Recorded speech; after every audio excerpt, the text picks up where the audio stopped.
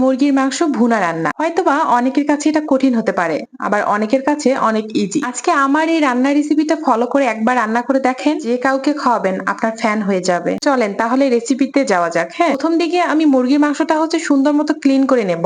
যেহেতু এটা মুরগির মাংস ব্রয়লারের, একটু আষ্টে গন্ধ থাকে, গন্ধটা দূর করার জন্য অবশ্যই আপনাকে হালকা কুসুম গরম পানি আর লেবুর রস দিয়ে 2 থেকে 3 মিনিট জাস্ট রাখলেই হয়ে যাবে। এরপর সুন্দর মতো আমরা আগে মাংসগুলো থেকে পানি ঝরিয়ে নেব। এরপর পরিমাণ মতো একেবারে লবণ আর হলুদটা দিয়ে দেব। আমি এখানে আবারও বলছি, মাংসের যে লবণটা সেটা আপনারা একবারই এখানে দিয়ে দেবেন। লবণ এবং হলুদ দেওয়া হয়ে গেলে সুন্দর করে আমরা এগুলো হালকা আঁচে ভেজে নেব। তবে বেশি ভাজতে যাবেন না, হালকা একটু কালার আসলেই উঠিয়ে নেব।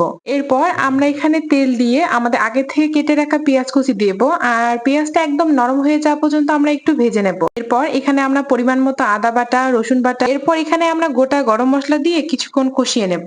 এরপর কষানো হয়ে গেলে আমরা এখানে পরিমাণ মতো হলুদের গুঁড়ো, মরিচের গুঁড়ো এবং পরিমাণ মতো পাঁচফোড়ন দিয়ে মশলাটা কষিয়ে নেব, যতক্ষণ পর্যন্ত না কাঁচা আদা রসুনের গন্ধটা দূর হয়। আর মুরগি রান্নার ক্ষেত্রে একটা বিষয় মাথায় রাখবেন, মুরগিটা যত কষাবেন দেখবেন তত টেস্ট ভালো আসবে। অনেকে চাইলে এখানে আলু ইউজ করতে পারে, তবে আমি আজকে আলু ছাড়াই করেছি। এরপর গোটা কয়েকটা রসুন দিলাম, যেহেতু আমাদের বাসায় প্রায় সবাই রসুন খেতে পছন্দ করে, এই কারণে রসুনটা দিয়েছি। আপনারা চেষ্টা করবেন গোটা রসুন দেওয়ার, তাহলে দেখবেন রসুনের থেকে একটা সুন্দর ফ্লেভার আসবে। এরপর আগে থেকে ভেজে রাখা যে মাংসগুলো, সেই মাংসগুলো এখন দিয়ে আমরা বেশ কিছুক্ষণ কষিয়ে নেব। মাংসটাতে অল্প অল্প পানি দিয়ে আপনারা সুন্দর করে মাংসটা কষিয়ে নেবেন। এভাবে কিছুক্ষণ কষিয়ে নিয়ে যখন দেখবেন মাংসটা সুন্দর মতো সিদ্ধ হয়ে গেছে, পর চুলা অফ করে দিয়ে নামিয়ে ফেলুন আজকের সুন্দর এই মজাদার মুরগির মাংস রেসিপি। আর আমি দেখেন গরম গরম ভাতের সাথে মুরগির মাংস, কষা মুরগির মাংস যেটাকে বলে, আমার এটা অনেক পছন্দ।